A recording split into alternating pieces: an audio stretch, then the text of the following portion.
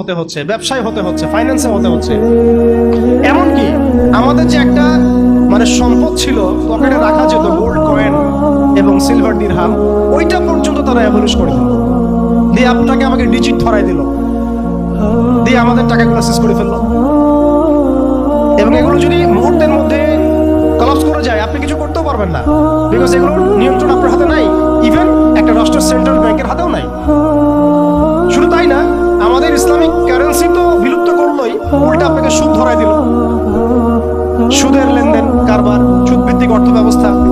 কোন ডিপার্টমেন্টটা বাদ দিল তারা? পলিটিক্স থেকে নিয়ে সোশ্যাল, ইকোনমিক, চারিত্রিক, আমাদের মা বোনরা, আমাদের শিশুরা, কোনো ডিপার্টমেন্ট বাদ দেয় নাই। এর উপর আরো আছে, এর উপরে তারা আমাদেরকে আবার মিডিয়া দিয়ে নিয়ন্ত্রণ করা শুরু করবে, মিডিয়া দিয়ে নিয়ন্ত্রণ করা শুরু করবে।